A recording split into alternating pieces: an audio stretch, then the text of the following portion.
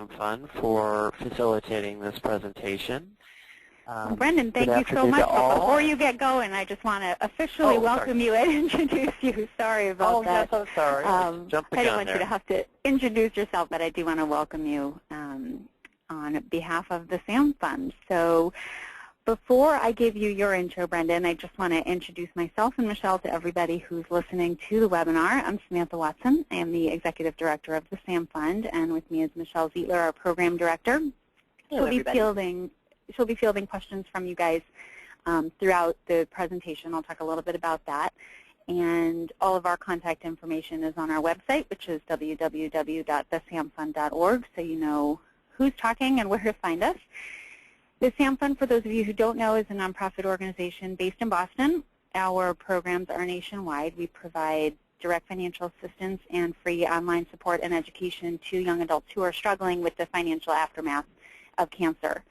We know that cancer is an expensive disease. We know that there aren't a lot of resources available to the young adult community, and so we try as best we can to help you directly or indirectly through the struggles that you face as a result of your cancer treatment so that you can move forward with your lives and do all of the things that you want to do. So our website, again, is www.thesamfund.org. I invite you to check it out, learn about our programs, let us know if you have ideas for future webinar topics, and check us out on Facebook. Become part of our community. We want to hear from you guys. So a couple of quick notes before we start the presentation. This webinar is being recorded. We're going to archive the presentation on our YouTube channel, which is youtube.com/SAMFundTV, SAMFUND-TV. They're all free for download afterwards. So anyone who's not able to participate live today can access the webinar at any time on our YouTube channel. If you have questions during the presentation, you can type them into the box on your screen, and we'll have plenty of time at the end of Brendan's presentation for Q&A. So you can either hold on to your questions until then or just type them in as you think of them, and we will address them at the end of Brendan's presentation. So now, without further ado, I will introduce Brendan Beatrice, who is our presenter for today. Brendan, we are so thrilled to have you and to learn from you, and thank you so much for sharing your expertise. Brendan has over 7 years of experience at the Patient Advocate Foundation and has worked in numerous key roles within the Patient Services Division. He's frequently sought after from his peers and executive team members for guidance on the most complex and sensitive cases. Prior to joining Patient Advocate Foundation, he served as a case manager for a subsidized housing program and facilitated access to primary health care for migrant farm worker families in Southern California. He serves as an active liaison between the patient and their insurer, employer, and or creditor to resolve insurance, job discrimination, and or debt crisis matters relative to their chronic, life-threatening, or debilitating illness. So when we knew that we wanted to do a webinar on specifically the Affordable Care Act and how it impacts young adults, we knew that he was the one that we wanted. So Brendan, we are so thrilled to have you. Thank you for taking the time to do this presentation, and we will turn it over to you. Thanks so much. I'm sorry about jumping the gun there. No worries. Very good. Here, Brendan, you are all say you're the presenter now. Great. Okay, very good. Thank you. Good afternoon to all for attending. Thanks again, Michelle and Sam, and a special welcome to the Livestrong Cancer Navigation Team and our Patient Advocate Foundation employees there on site in Austin, Texas. Thank you for attending the session entitled #GetCovered, Young Adults and the Affordable Care Act. I can assume that we've all heard about the new opportunities and some of the shortfalls of healthcare reform in national politics, the commercial news media, billboards and locales in our communities. So I'd like to move swiftly through the more general points of the presentation and focus in on the finer details that would affect all young adults and have, of course, ample time to answer specific questions, to go over your own personal scenarios, etc. So we'll dive in with a very brief introduction to the foundation and our services for those of you who are unfamiliar.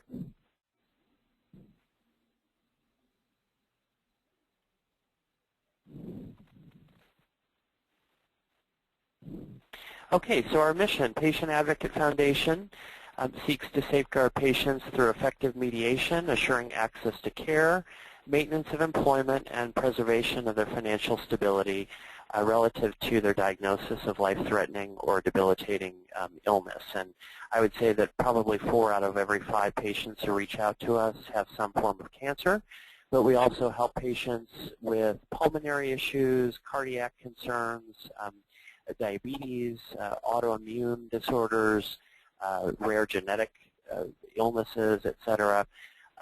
So it kind of encompasses every chronic or debilitating disease.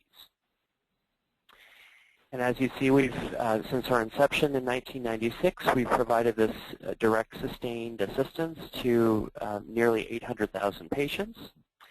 And our case management department for nearly 18 years has provided all of these services to patients nationwide. And we're focusing in on this presentation on resolving insurance enrollment issues in both the public and private sectors, but we also negotiate access to pharmaceutical agents, chemotherapy, medical devices, etc.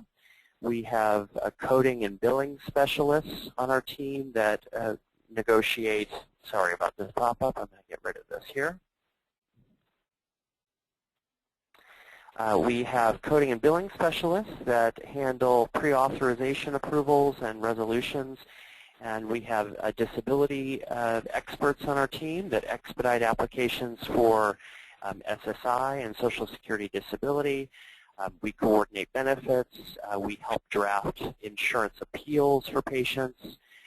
We also negotiate insurance coverage for clinical trials or emerging therapies for patients, and also network various resources to resolve debt crisis matters, medical debt crisis, and non-medical debt. So based on data gathered by our case management department, and this is representative of patients between the ages of 19 and 35, served by our foundation from January 1st, 2013 to the present. You'll see a large percentage of uninsured young adults. They're in the 43rd percentile. This could be symptomatic of a precarious or tenuous job market, and also just the number of young adults typically employed part-time while they're studying, or in smaller employers who choose not to offer health benefits.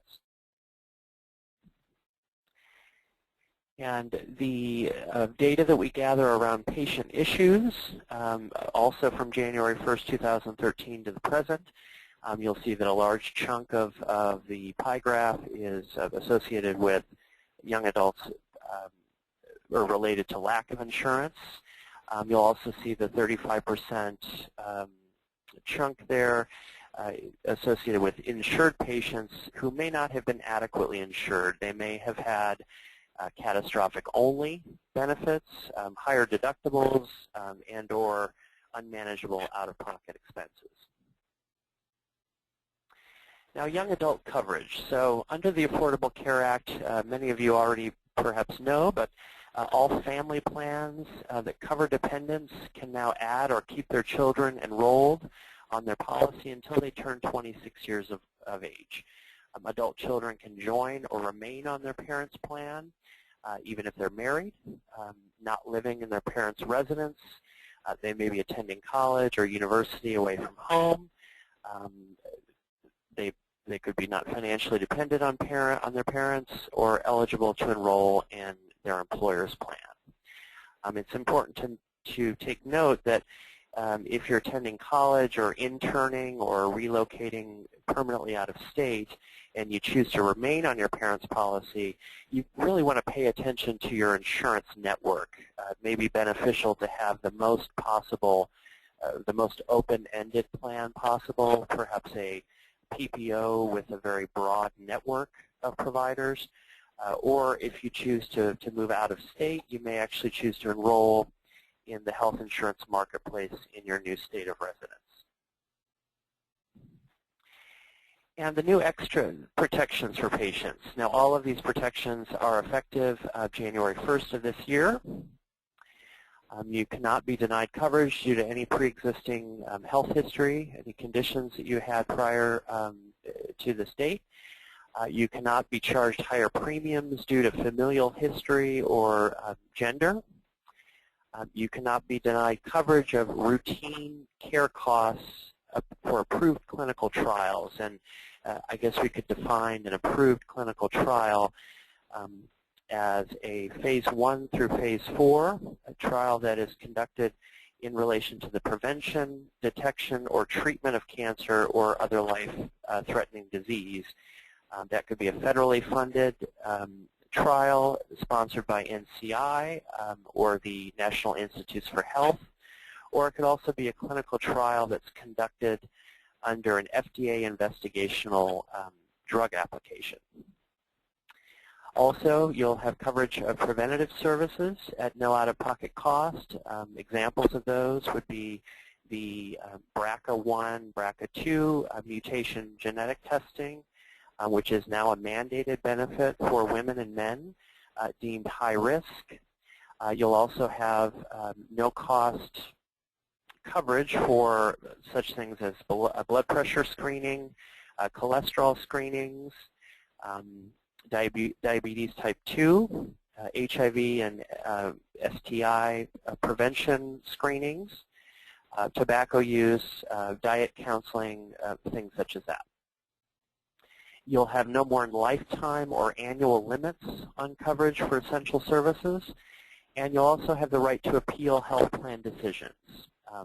You'll have several levels of appeals internally through your health insurance plan, and there's also a mandated external review process in place that will involve or would involve an independent third party who's unbiased and has no vested interest in the outcome of the appeal.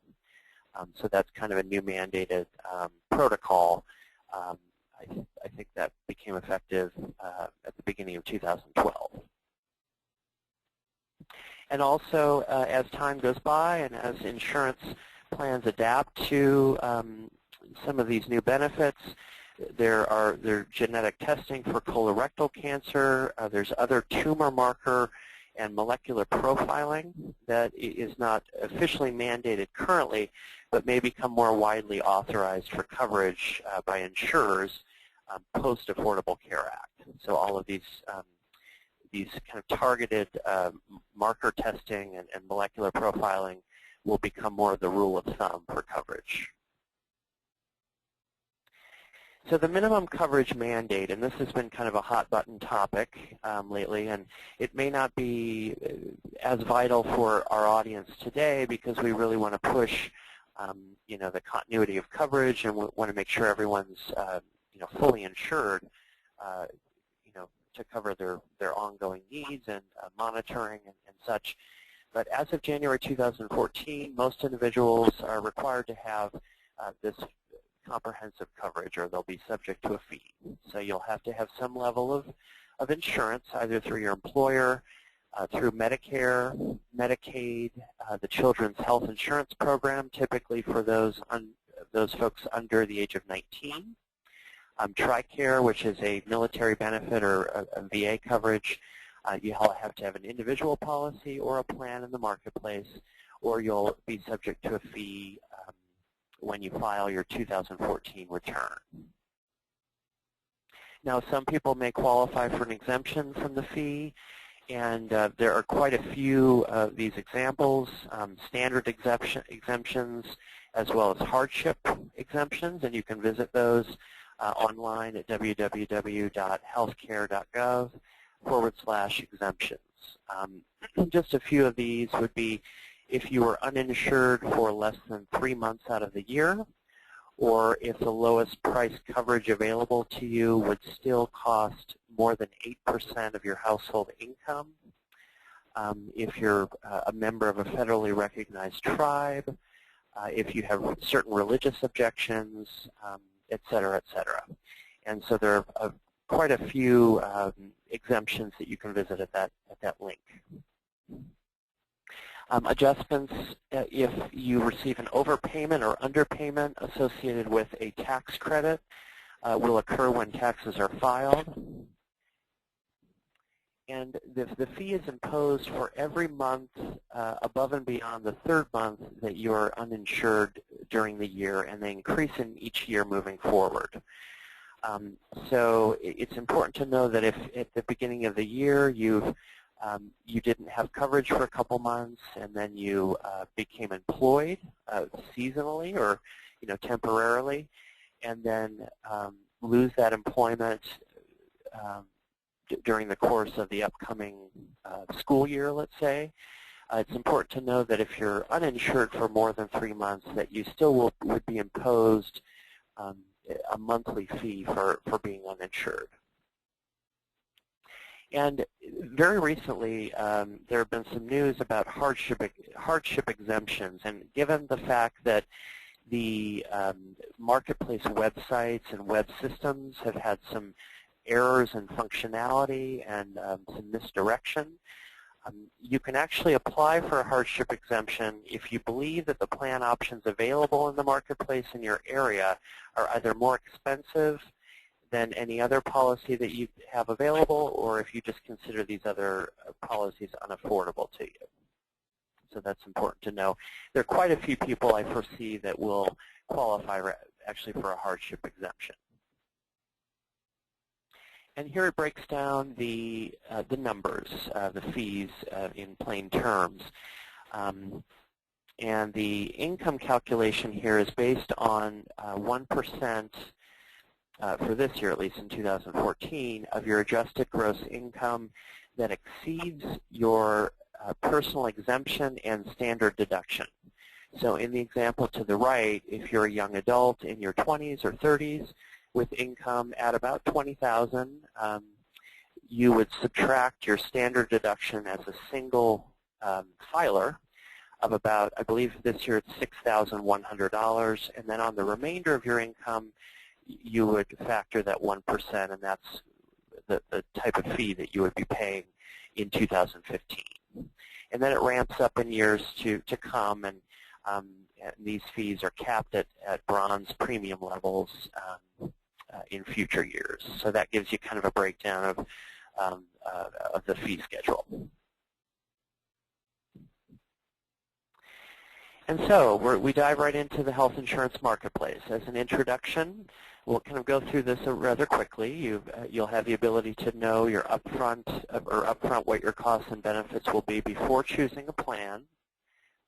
There should be standard formatting, ideally, allowing for apples-to-apples comparison of plans, including a very clear, prominent display of premiums, your deductible responsibility, co-pays, and out-of-pocket costs. You'll also have an automatic connection to your state Medicaid or CHIP programs if you're eligible. And enrollment continues until next Monday, a week from today. So we want to kind of push this deadline. These plans will be active then on May 1st of 2014. So we want to cut this. We're nearing the end of the finish line here, and we want to just kind of encourage you to look into this or to inform family members and friends if they haven't done so thus far. One other detail I wanted to touch on is with regard to Medicaid and CHIP. Our case managers have found that for individuals who have been pre-screened eligible for Medicaid and these other public health programs, there may be a delay in the transfer of information to the state level once approved through the marketplace, which often leads to delayed activation of Medicaid benefits. And just be aware that many hospitals and specialty clinics that accept Medicaid are, for as much as we've tried to negotiate with them and encourage them to initiate care for patients, they may have to, according to their policies, they may have to wait until the patient's Medicaid number is available and on file with them. So it's just important to know that there may be a delay from when you enter the marketplace and are pre-screened and approved for Medicaid to when your benefits are actually activated on a state level. Now, who can use the marketplace? Obviously, it's available for individuals and families who are currently uninsured.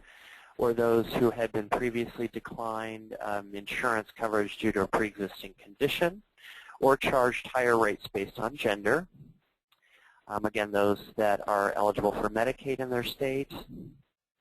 And also current enrollees in the pre-existing condition insurance plans. And these plans have been extended just recently to April 30th of this year to account for a May 1st effective date for later enrollees in the marketplace. So there's no lapse in coverage.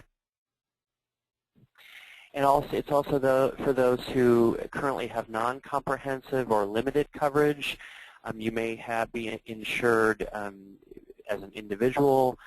You may have a so-called mini plan or a catastrophic policy that is not considered to meet the minimum coverage requirement. So you can, by all means, shop within the marketplace to increase your coverage and be more fully insured. It's also for those who simply want to kind of go shopping, and perhaps for those whose current plan was not renewed. We're seeing more and more that policies in this new calendar year are being canceled or are changing to adapt to the new protections and benefits inherent within the Affordable Care Act. Also, it's generally not for those who are enrolled in Medicare or Medicare eligible. And the one very rare instance where a Medicare eligible person would get into the marketplace is if they had secondary coverage through a risk pool in their state. And that really only applies to about 6,000 people nationwide. So it's a rare thing. Also, I wanted to touch on catastrophic health plans. Now, I generally, as a patient advocate in working with cancer and chronic illness, I don't encourage this type of plan, but if it's your only feasible option and you're under 30 years of age, or if you are in a special hardship exempt case, you can actually qualify for a catastrophic health plan. But just know that these plans are not they do not cover ongoing treatment or surveillance needs, as they're designed just to simply cover major medical episodes only. And they only offer a number of primary health care visits a year, so they're quite limited, just so that you're aware. And this is simply how the marketplace works. You would go onto your state website or simply onto healthcare.gov. This particular website is functioning at a much higher level than it was prior to the new year. And you simply create an account. You'll apply with your financials and demographic information. You'll choose a plan wisely, and you can do side-by-side comparisons on the website, and then you enroll. And nearing the end of open enrollment, again, coverage will become effective on May 1st of this year. And the application is still available on paper and, of course, electronically. We don't really encourage you to go through with a paper application because there may be some delays. So we'd like you to really go onto the websites. Again, the marketplace is available as a federally run or a state-run exchange. And during Q&A, if you reside in a particular state and you're unsure if your state has chosen to run its own exchange, we can answer those questions then. And of course, the state-run marketplaces may vary slightly. Every state will have in-person and live phone support available to complete the application. You should have certified application counselors and navigators in your community or some of the larger cities available to you. And a single application will not only verify your income, but your eligibility for some of the tax credits and financial assistance, and also for Medicaid. And so this kind of outlines the enrollment process. You would simply apply for coverage, like I said, and be determined eligible for Medicaid or CHIP. also for an exchange product with or without a premium subsidy. You'll then select your benefit level, whether it be a bronze, a silver level, a gold, or platinum. These are the different levels of coverage. So if you were to choose the silver level plan, which is what we really encourage to take advantage of the premium subsidies and the cost-sharing reduction, then your plan across the board will essentially cover 70% of your medical care, whether it be in a doctor visit or a CT, MRI scan, or a prescription medication, etc. And you'll need to choose your insurance carrier along with that benefit level and along to complete your enrollment. And like I said, the initial enrollment period's ending next Monday, and our subsequent annual enrollment will start November 15th of this year and end on February 15th of the next year, 2015. And that's the federal standard. Now, the state in which you reside may actually have kept the more original open enrollment period that may end on December 7th or perhaps at the end of December of 2014. So you'll need to kind of research that and find out how lengthy of an open enrollment period you have in this upcoming year.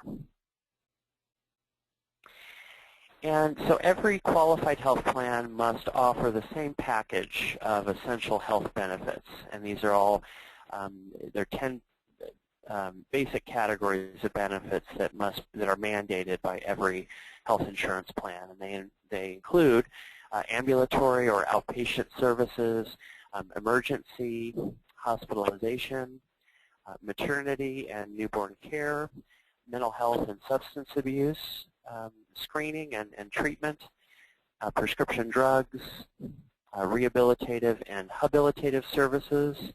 And the habilitative is kind of a newer term that really just refers to services that promote wellness or that equip a patient to become more able, we could say.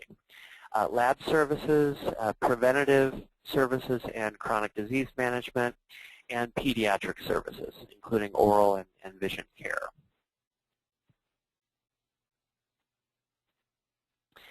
Okay, so we talk about kind of feasibility or affordability of these health insurance plans through the marketplace.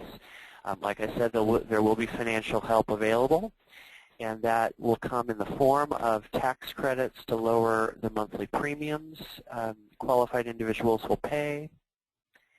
There'll also be reduced cost sharing for lower out-of-pocket spending, and this will reduce the percentage that you would be responsible for. In the example of the silver level plan, this will reduce that 30% co-insurance or cost share that you'd be responsible for. And it's only available for those who enroll through the marketplace, and again, generally for those who opt into a silver level plan or above. In some cases we would encourage you to go for gold if you can. And to the right, you'll actually see a real case example of a young adult who's opted into an Anthem Healthkeepers Silver plan. So this is a real example, and he or she was eligible for a monthly premium that's greatly reduced from, I believe that says $250 all the way down to $28.25. And the deductible and out-of-pocket maximum amounts have also been adjusted. Those are really uncommon amounts, so he or she would be only paying up front $200 and a total of $650 over the course of the year before the plan would pay at 100%. So that's quite a benefit.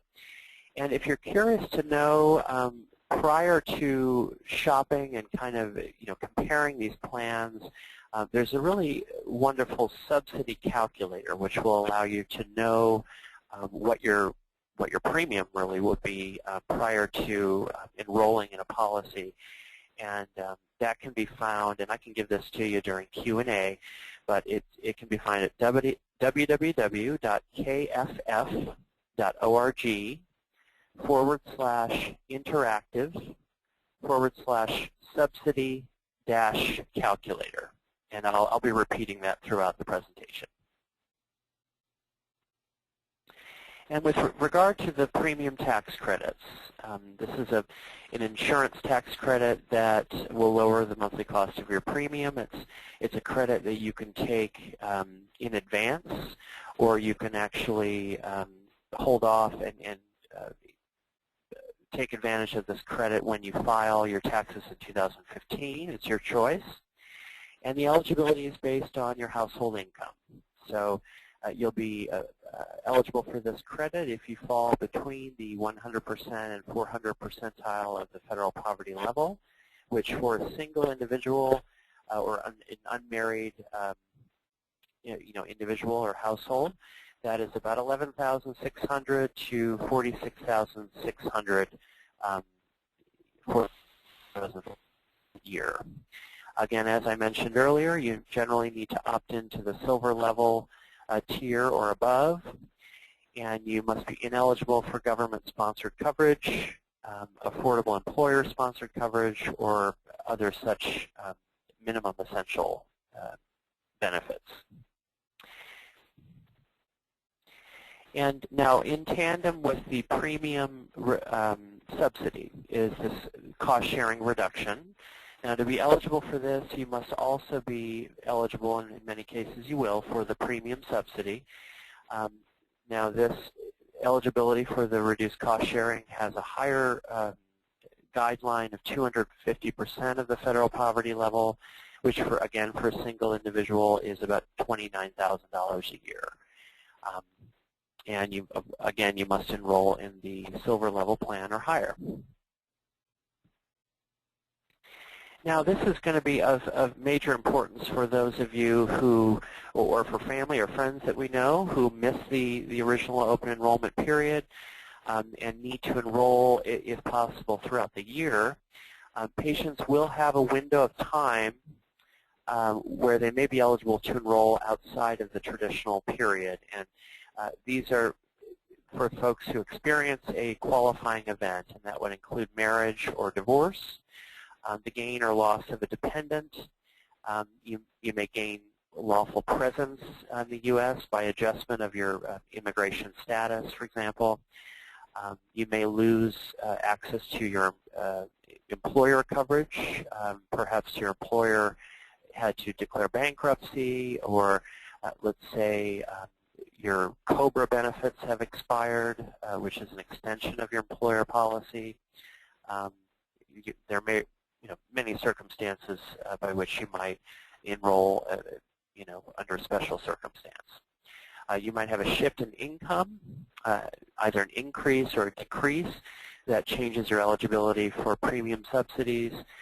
You may also relocate or move outside of your state, which will open up a whole new list of qualified plans that you might be eligible for in your new state of residence.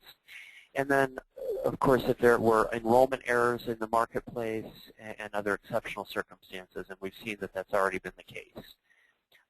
So generally speaking, there are certain variances to this, but generally speaking, if you experience one of these qualifying events, your special enrollment period will be 60 days from the event. So generally 2 months upon finalization of your divorce or upon gaining lawful presence, so on and so forth. Now, picking the right policy is key, and this is something that our case managers really focus in on as we're trying to help a patient choose the best possible plan for their current and anticipated medical needs. We want to focus in on the type of plan, whether it be an HMO or a more open-ended PPO type policy. We want the patient to understand your medical needs, your frequency of visiting the doctor, your monitoring or surveillance plan, your survivorship care plan will really factor into this. You may need ongoing diagnostic workups. or treatment from time to time that may really influence the level of coverage that you really need and really should opt into.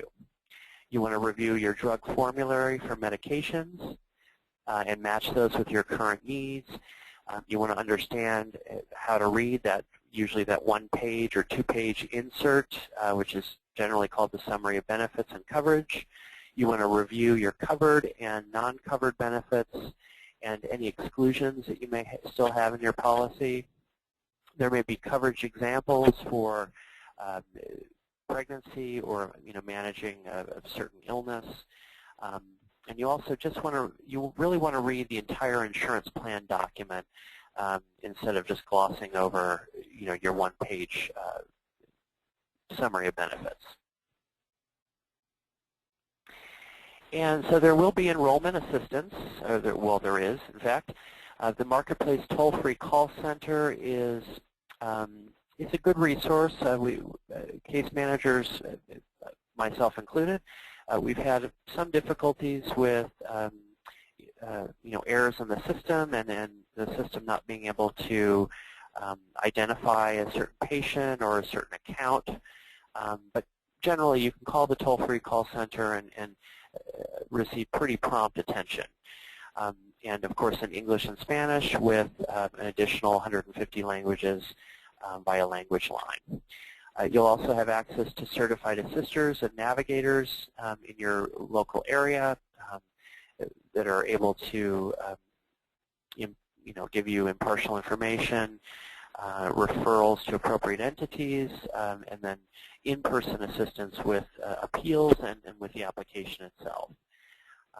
There are insurance agents who are who don't stand to receive a financial incentive for enrolling you, and also web brokers that are available in certain states.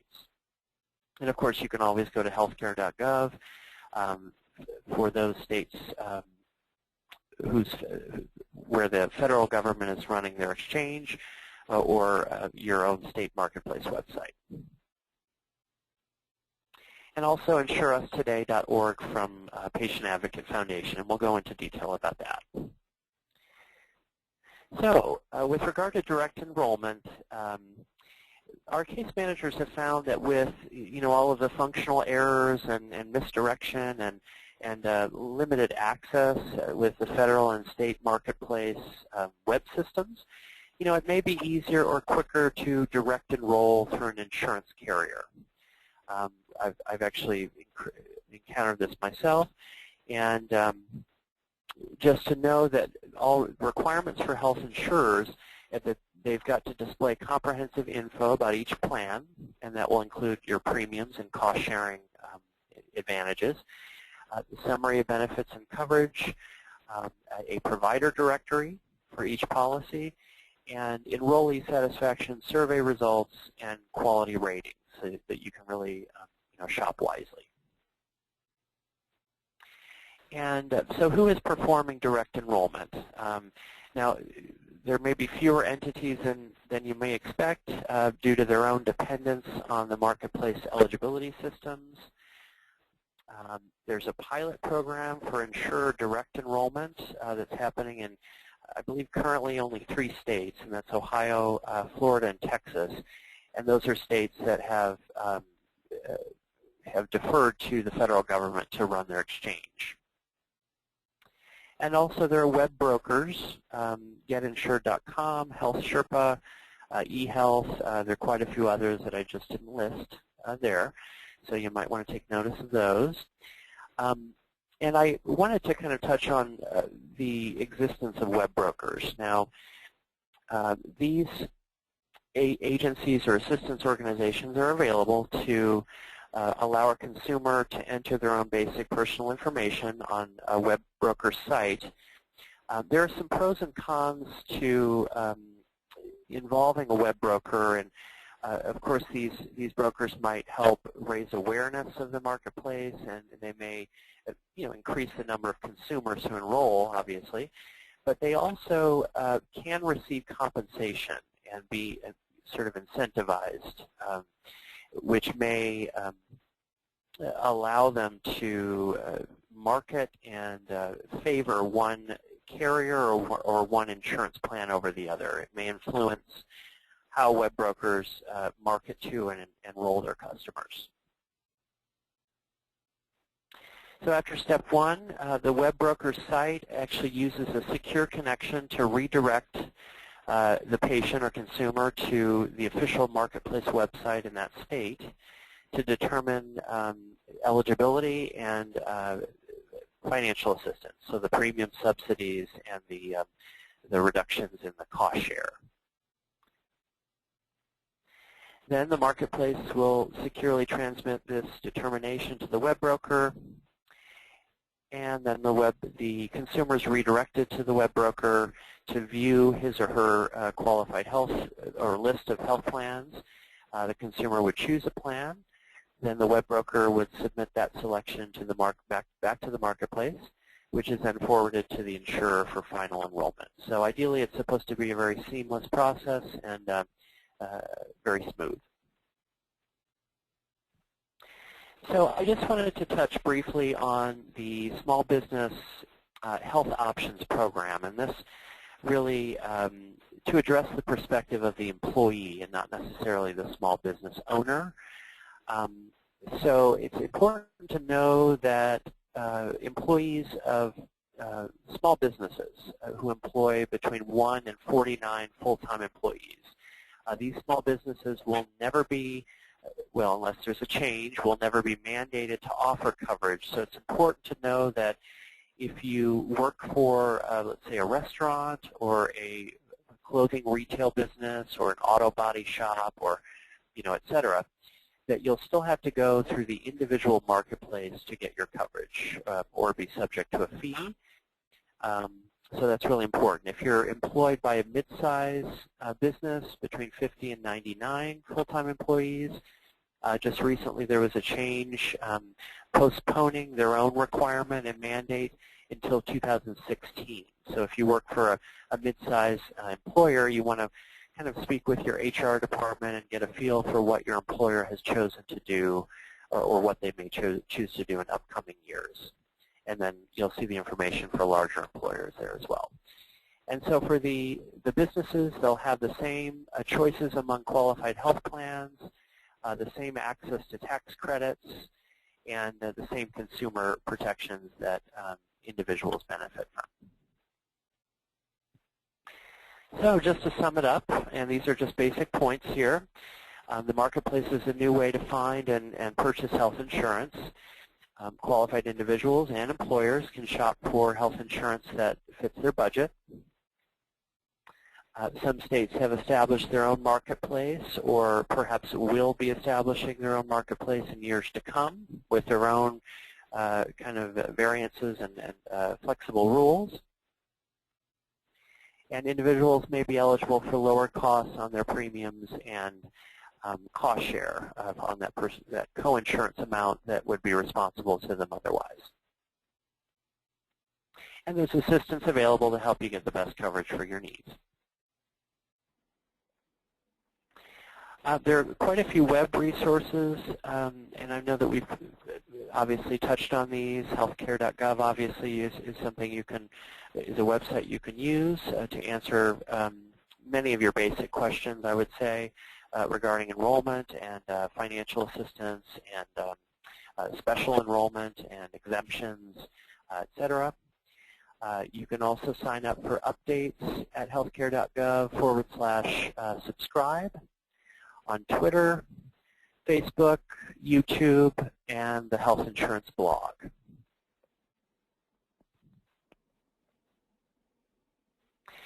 And a Patient Advocate Foundation has developed a website that's very handy. It's called Insure Us Today. You can go to insureUsToday.org, and it really provides you kind of a timeline for implementation of the Affordable Care Act in years to come, leading up to 2018, and also a section that's dedicated to issues that young adults face and special protections for young adults for that demographic. Also, Patient Advocate Foundation, given the new opportunities and expectations, inherent of the Affordable Care Act, and in addition to Insurers today, we've developed some very user-friendly directories that are national and online and interactive, and they're intended to help uninsured and underinsured Americans, face their high out-of-pocket costs and locate valuable resources. So there are a few directories there. There's also a My Resource Search app that will allow you to choose based on parameters and needs that you may have. It'll kind of narrow down your list of resources. You can use this app very easily, in your doctor's office while you're waiting for him to come in an infusion suite, while you're waiting for a routine MRI, et cetera, et cetera. And we publish a series of publications that you can find at patientadvocate.org/publications. And we have published a guide to the health insurance marketplace in case you'd like something to read up on in very layman's terms. Also, there's some publications on Medicare benefits and plan selection, a guide to the disability process, and also a guide to the appeals process that is being updated currently in case you should run into a denial of medical services. And to end, you can contact us obviously at 800-532-5274 or at patientadvocate.org/get-help. Should you have a complex or complicated issue, and please forward this information along to family members, friends, neighbors, coworkers, anyone you might think could benefit from our proactive sustained assistance. So thanks so much for attending. I hope that answered a lot of your questions, and I'm sure we have plenty of time now to open up for Q&A, and I will turn it over to Michelle and Samantha. Thanks so much. Excellent. Brandon, thank you so much for all of that information. It was so incredibly helpful, and I know you actually addressed a lot of the questions that we get asked, especially in the last couple months. And so it's great for us at the SAMFund to have this information as well to be able to pass along. So thank you for a fantastic presentation. So we do have about 10 minutes for questions, so keep them coming in. And Brendan, there were a few that came up, actually a few that came up that you inadvertently answered, which was great. Okay. But first up, so one of the biggest things about the Affordable Care Act as it pertains specifically to young adult cancer survivors is the whole pre-existing condition issue not being an issue anymore. So I'm wondering if could there be any reason why young adults with a cancer history that they would be denied coverage for any reason now? Well, no. Really, this is not the case. I have run into a situation, and I'll just kind of describe this in a very de-identified way, of a patient who is actually not a young adult. It's a middle-aged man, actually, who had enrolled into an individual policy prior to January 1st. And I believe this might be the only scenario that would cause problems. And this patient had a pre-existing condition and had pursued care and diagnostic work and a referral to a specialist just prior to enrolling in an individual policy, let's say in November of last year. In this case, this major provision under Affordable Care Act was not in place, and we're having to really dig deep and kind of look at the timeline around, excuse me, around when he received this care and the sort of symptoms that he presented to the doctor's office prior to enrolling. So just to answer your question simply, it really cannot happen. And of course, if you run into this issue, any of you on the phone or family or friends, you really just be aware that you can kind of defend yourselves or self-advocate using this very provision, or if things get out of control, or if there's misinformation, or if your insurer doesn't seem to be communicating in the way that they should, or if you're unable to hold them accountable, feel free to get in touch with us. Great, thanks. So another question has to do with the slide that you presented on getting coverage between now and November 15th if you have a qualifying event.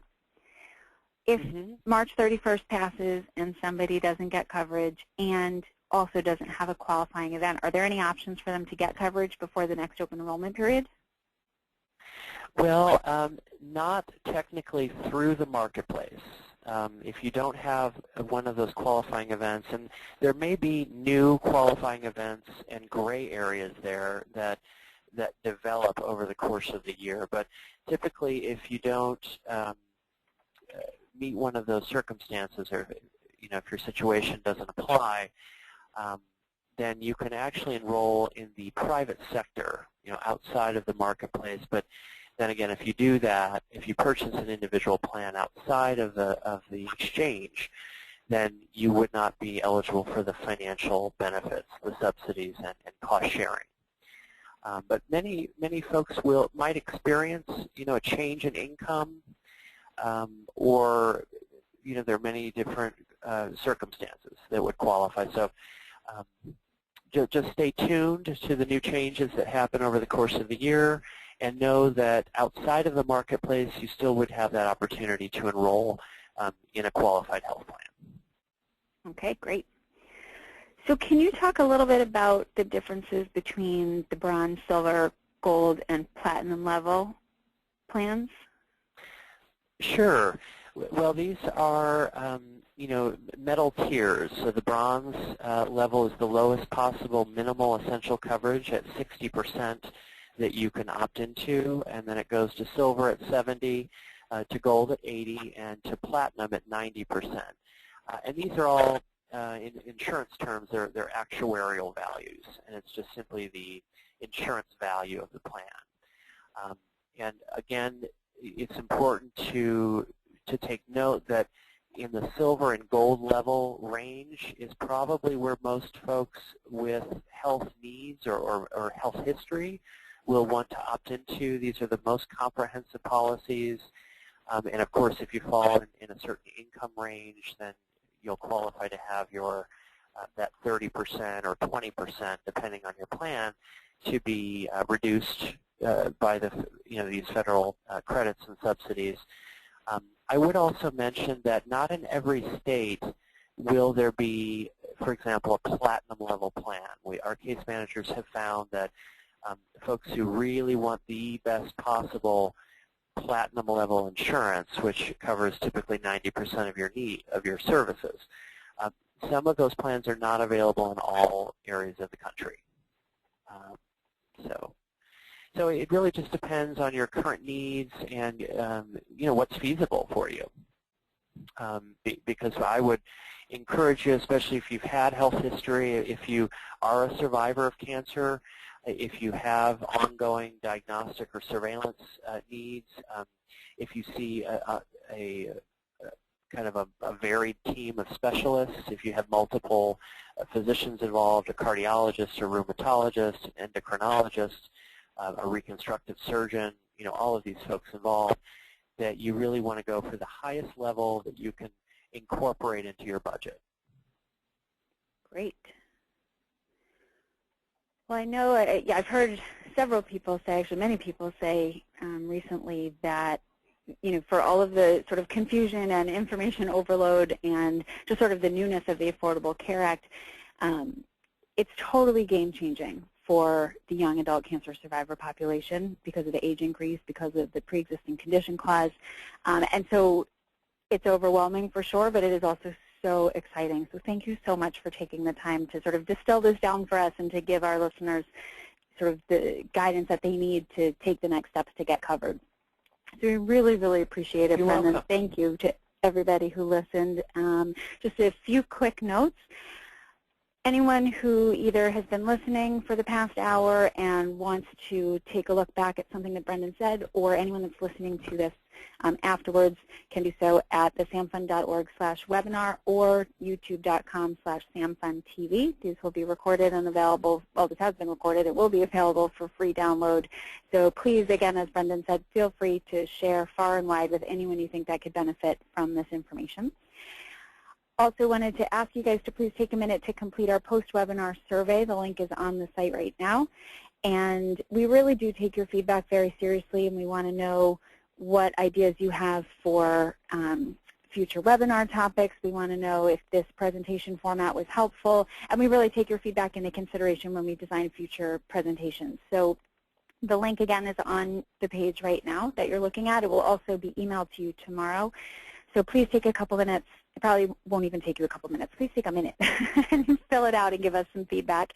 And if at any point you have ideas for future topics or anything else you want to tell us about the webinar series, please feel free to email us anytime at webinars@thesamfund.org. So again, Brendan, I want to thank you so much for giving us an hour of your time and teaching us so much about the Affordable Care Act and how it impacts young adults with a cancer history. So thank you, everybody. You're very welcome. Have a great rest of the day. Thanks, Brendan. Take care. You too. Thank you.